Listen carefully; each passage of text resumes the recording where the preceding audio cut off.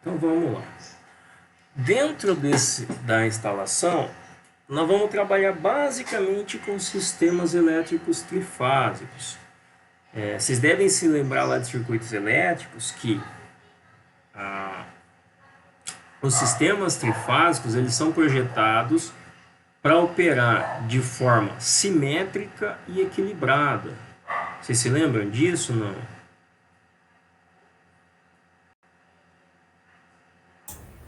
Não. Não. Então vamos. Todo o sistema trifásico ele é projetado para trabalhar de forma simétrica e equilibrada. Isso vai acontecer? Não. Não vai acontecer. Dificilmente acontece. Por quê? Nós temos muitas cargas monofásicas em um sistema. Se pegar mesmo dentro de uma indústria, a maior parte das cargas são os motores, mas nós vamos ter ali dentro, por exemplo, circuitos de iluminação, as lâmpadas são monofásicas, né? Nós vamos ter ar-condicionado, nós vamos ter computador. Então, essa distribuição das cargas, ela precisa ser, quando a gente fala em um sistema equilibrado, eu quero dizer que nas três fases nós vamos ter a mesma carga sendo alimentada. Se eu tiver 1 kW aqui, eu vou ter 1 kW aqui e 1 kW aqui. Se eu tiver 1 megawatt aqui, eu tenho 1 megawatt aqui e 1 megawatt aqui. Isso é ter um sistema equilibrado. Acontece que isso na prática nem sempre é possível, porque a hora que a gente vai, por exemplo, distribuir os circuitos, a gente pode até pensar, bom, vou dar um exemplo que a gente consiga visualizar. Lá no campus, a hora que a gente vai distribuir, vamos considerar que todas as salas lá de um mesmo bloco sejam do mesmo tamanho, tenham as mesmas características. Então eu vou distribuir os circuitos de iluminação, por exemplo. Tem lá, num bloco tem 8 salas. Na hora de fazer a distribuição, eu vou tentar equilibrar essa distribuição entre as fases. Então vou colocar uma aqui, uma aqui, uma aqui. Uma aqui, uma aqui, uma aqui. E vou fazer isso. Só que deu 8. Vai ficar faltando carga na outra. Tá? Então a gente faz a distribuição da forma mais equilibrada possível, mas nem sempre nós vamos ter esse equilíbrio. Isso falando em distribuição de carga. A hora que a gente coloca essas cargas para funcionar, pode ser que, né, em algum momento do funcionamento, eu tenha as 3 salas alimentadas por essa fase aqui, com aula. Eu tenho as 3 fases alimentadas por essa fase aqui com aula. E eu não tenho nenhuma sala que é alimentada por essa fase aqui com aula. Observa que aqui eu passo a ter então um desequilíbrio. Né? Eu vou ter corrente em 2 das fases e não vou ter na outra. Resultado disso, que no nosso ponto de neutro aqui vai surgir uma tensão e vai aparecer o que a gente chama de corrente de neutro. Tá? E essa é uma das razões que a gente precisa realizar o aterramento de equipamentos. Porque esses desequilíbrios provocam circulação de corrente no neutro da instalação. E a gente precisa então jogar essa corrente para a terra. Tá? Os esquemas de aterramento, lá em instalações elétricas vocês vão ver com mais propriedade, mas a gente tem esquemas de aterramento em que o neutro e o condutor de proteção são comuns. É exatamente o mesmo condutor. Tá? E se vocês olharem, hoje é comum nos quadros da concessionária, se vocês olharem lá, o condutor neutro que vem, ele é aterrado no quadro. Tá? Então, o neutro que a gente traz para dentro de casa, ele é também com terra. Dá para utilizar ele para fazer a proteção. Então, quando você faz a potencialização, que você conecta outros pontos à terra dentro da instalação, você está jogando no mesmo ponto desse neutro, tá? No mesmo ponto de terra. Então, essa é a ideia de um sistema equilibrado. O que isso vai resultar? Nós vamos ter, se o sistema for equilibrado, nós vamos ter a tensão na fase A, na fase B e na fase C exatamente com a mesma magnitude. Ou seja, se eu tiver 127 volts aqui, eu tenho 127 volts aqui e tenho 127 volts na fase C. Beleza? Essa é a ideia de equilíbrio. Se eu tiver carga sendo consumida na fase A, carga sendo consumida não, né? Alimentada na fase A, carga sendo alimentada na fase B e não tiver na fase C, bom, se eu tenho carga, eu tenho circulação de corrente, tenho, portanto, queda de tensão. Tenho carga na fase B, vou ter circulação de corrente, vou ter queda de tensão. Observa que eu vou ter, então, valores diferentes de tensão aqui do que a que eu teria na fase C. Passa a surgir o desequilíbrio. Tá?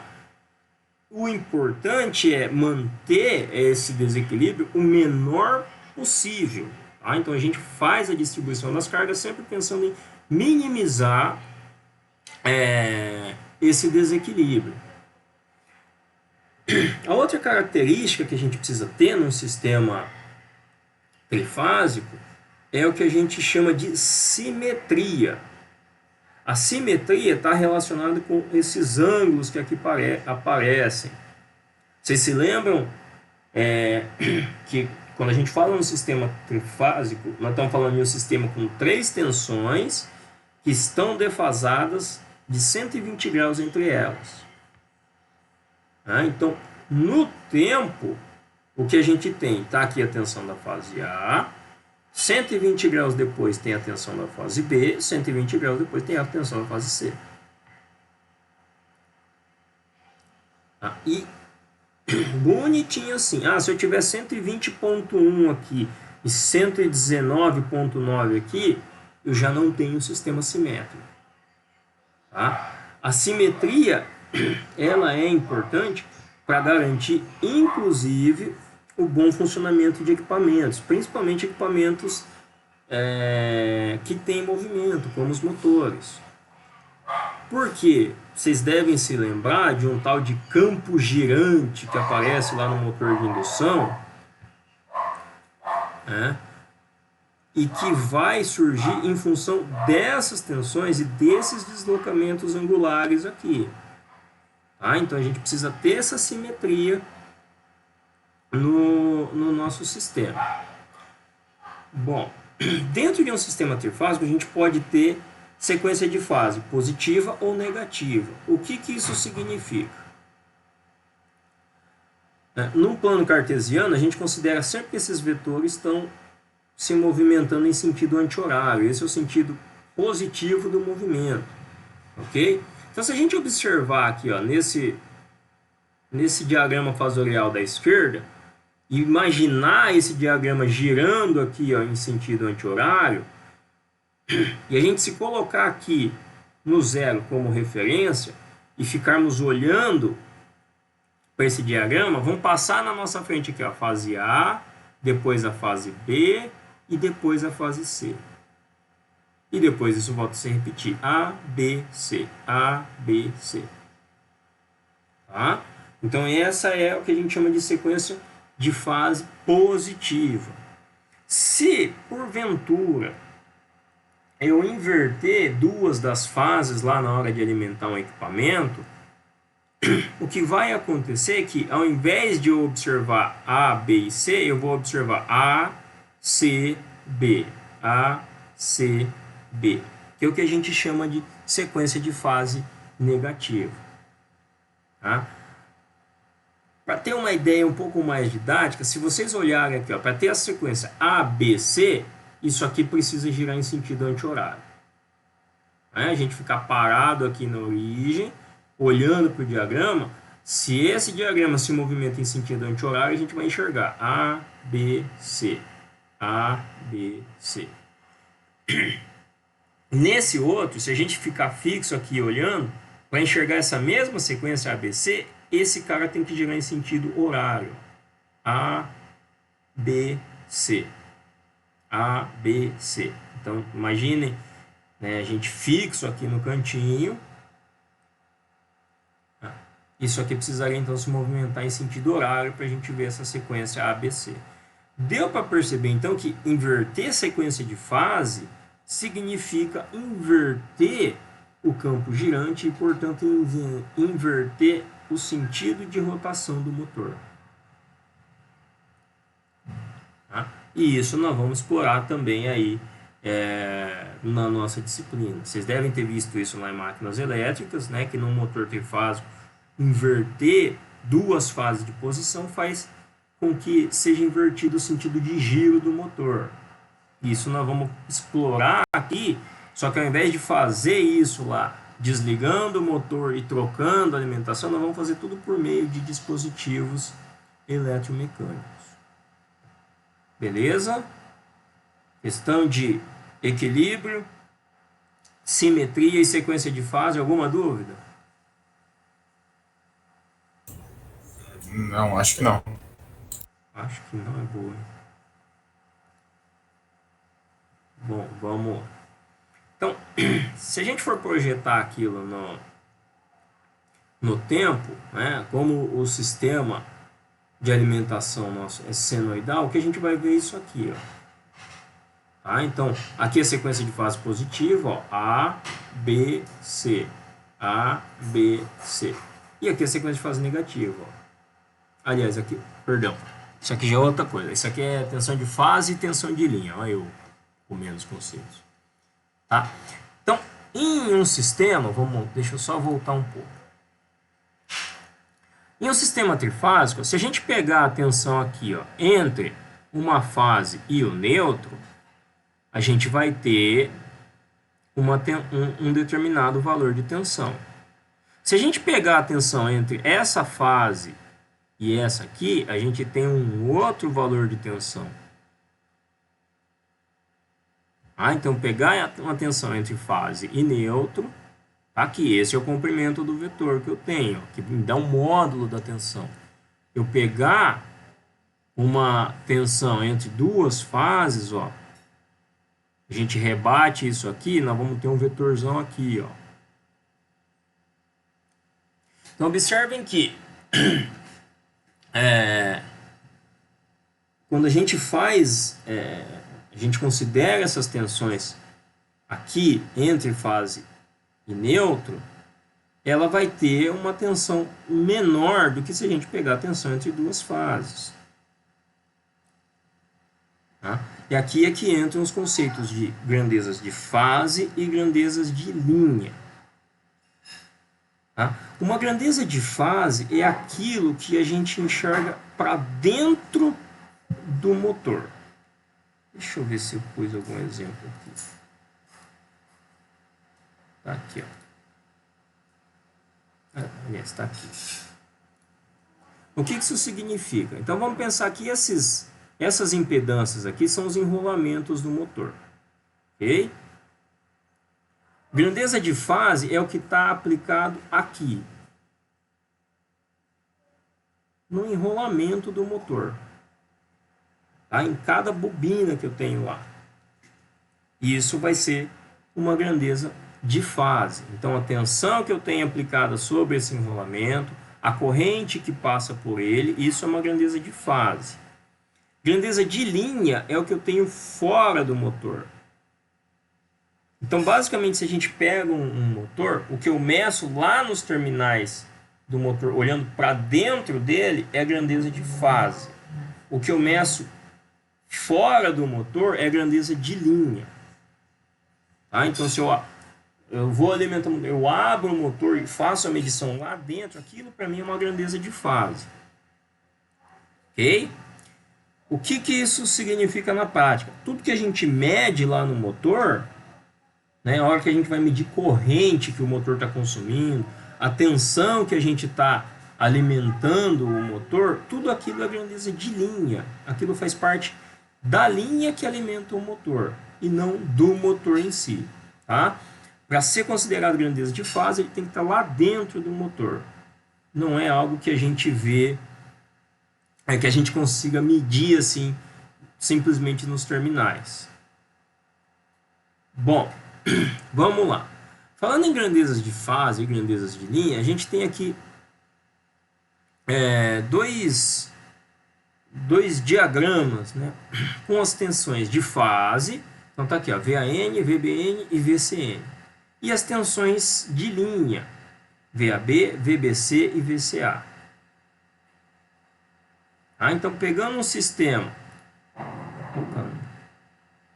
como esse que está aqui, ó, se eu tomar uma tensão que está aqui entre a ponta, né, entre uma fase e o ponto neutro, eu tenho aqui a grandeza de fase. Tá? Se eu tomar a grandeza que está entre duas fases, eu tenho aqui uma grandeza de linha. Só para tentar ilustrar, imagina que isso aqui está dentro de uma caixinha. Tá? Isso aqui está dentro de uma caixa preta e a gente não consegue enxergar. Nessa caixa preta eu só consigo medir a tensão que está aqui, ó, entre os terminais. Beleza? Eu não consigo medir o que está aqui dentro. Então, isso que eu consigo medir diretamente aqui nos terminais é o que a gente chama de grandeza de linha. Ok? O que está lá dentro é o que a gente vai chamar de grandeza de fase. Dependendo da ligação, para essa ligação que está aí, que é uma ligação em estrela, a gente tem que a tensão de linha ela vai ser maior do que a tensão de fase. Vocês se lembram qual é a relação que a gente tem entre grandezas de linha e grandezas de fase ou não?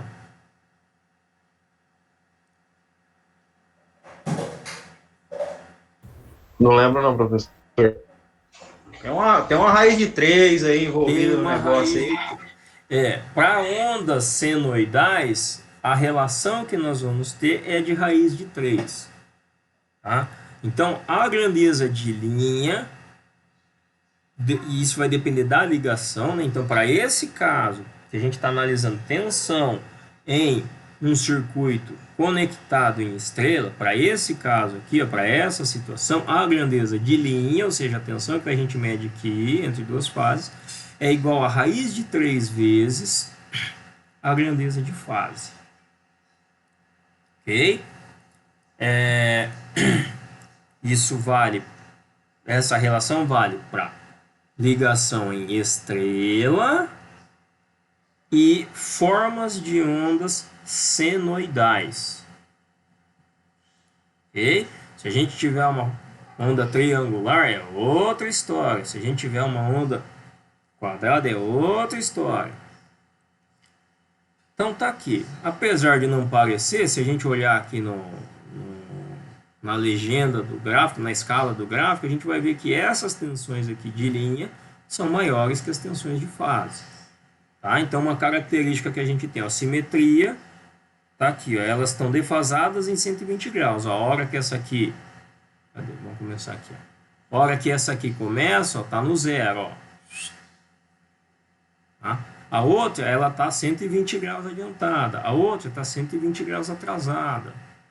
Tá? O que isso significa? Que para sair daqui do zero e essa onda azul começar, eu preciso viajar 120 graus. Ó. Passa 120 graus, aí é que ela vai começar. Então, o comportamento que a gente tem nas três fases é o mesmo, né? Só que elas estão afastadas no tempo em 120 graus. E esse conceito é bom vocês terem fixo, porque quando vocês forem fazer eletrônica de potência, é um monte de ondinha que aparece lá. Tá? E as tensões, as grandezas de linha, ó, além dela ter uma magnitude maior, se vocês observaram, ela não começa no zero aqui bonitinho. A gente tem uma defasagem de 30 graus entre as grandezas de linha e as grandezas de fase. Tá? Mas vamos lá, aos pouquinhos a gente vai pegando esses conceitos. Aqui está todo mundo no mesmo gráfico. Ó. Então está aqui ó, as tensões de fase. Tá? E aqui maiores as tensões de linha. Observam que elas não... O pico aqui ó, não coincide. Ó. As tensões de linha estão adiantadas em 30 graus em relação às tensões de fase. Tá? Isso por caso da ligação em estrela e analisando tensões. Ok? Isso aqui vocês se lembram, né? Que a gente tem duas formas basicamente aí de conectar um circuito trifásico, que é o triângulo ou delta, né? E a estrela ou Y. Vocês se lembram disso? Não? Mais ou menos. Mais ou menos. Rapaz, vocês lembram tudo mais ou menos? Espera aí, então. A gente lembra da ligação, mas dos cálculos é meio complicado. É. Que nada. Vamos lá. Cadê? Ué, não tem...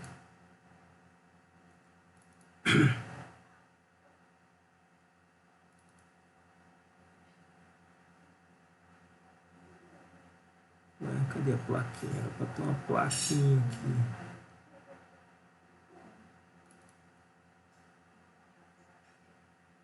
Era para ter uma plaquinha de motor aqui.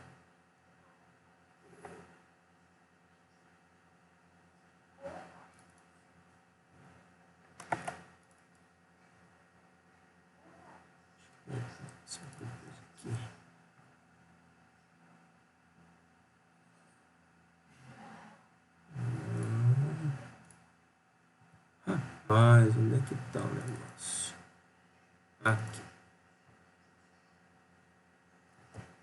Então tá aqui, ó. Vamos lá. Quando a gente fala da forma de ligação, né, a gente tem aqui uma ligação em delta e uma ligação em estrela. A característica da ligação em delta é que a entrada de uma fase é conectada à saída da outra. E nesses pontos de conexão a gente faz a alimentação. Ok? Numa ligação em estrela, as saídas das bobinas são curto-circuitadas e a gente faz a alimentação nas entradas. Beleza? Então, a hora que a gente olha aqui na plaquinha, ó, vamos lá. A gente tem aqui um motor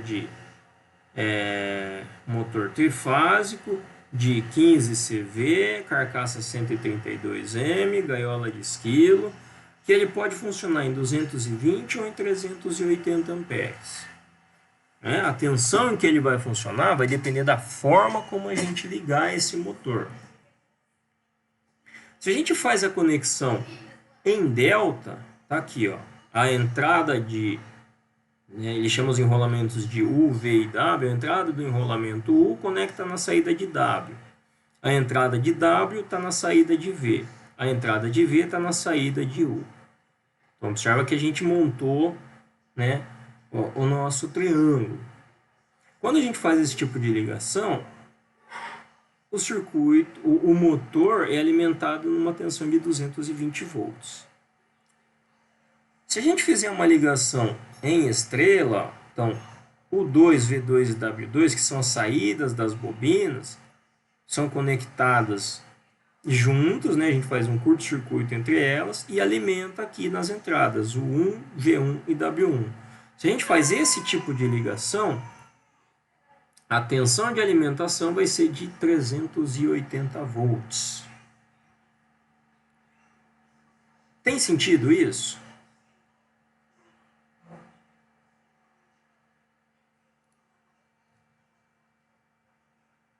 Nessa ligação, a gente alimenta com uma tensão menor.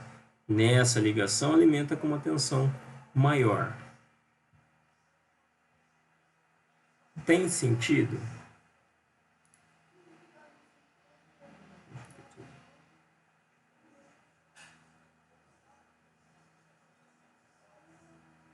Alguém tá aí?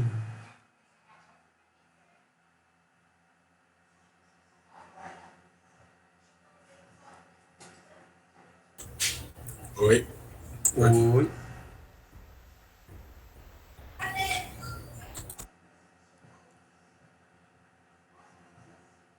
Hein? Tem sentido, ó. Na ligação em triângulo, a gente pode alimentar o motor em 220 volts. Na ligação em estrela, alimenta em 380.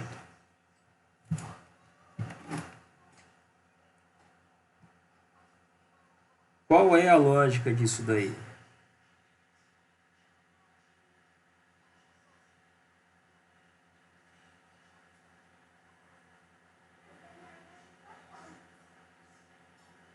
Alguém se arrisca ou não?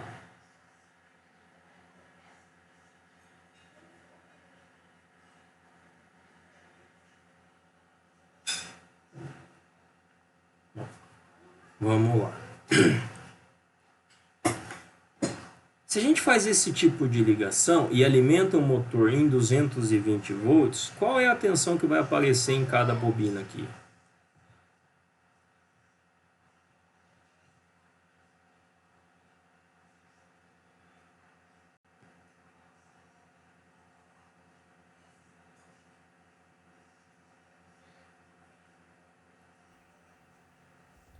Professor, no caso vai ser tensão de linha? Sim, sempre que a gente fala isso aqui, que aparece nos dados, sempre que a gente fala aqui, ó, tensão 220 volts, a tensão 380 volts, isso aqui é sempre grandeza de linha, é o que está na rede, tá? É o que a gente tem disponível lá. Então, a hora que você pega um sistema trifásico, você pega um sistema trifásico, e você fala, é um sistema trifásico 220 volts. 220 volts está aqui, ó, entre duas fases. Então, sempre essa informação é uma grandeza de linha, tá? O que isso significa? Que se a gente colocar esse motor lá e ligar ele aqui, ó, entre A e B, nós vamos ter 220 volts. Entre A e C, nós vamos ter 220 volts.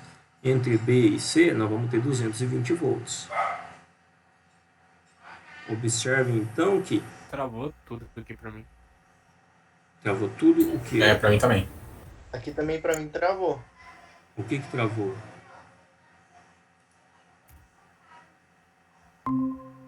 Acho que a net dele caiu. Alô, vocês estão me ouvindo? Não. Tá meio travando, professor.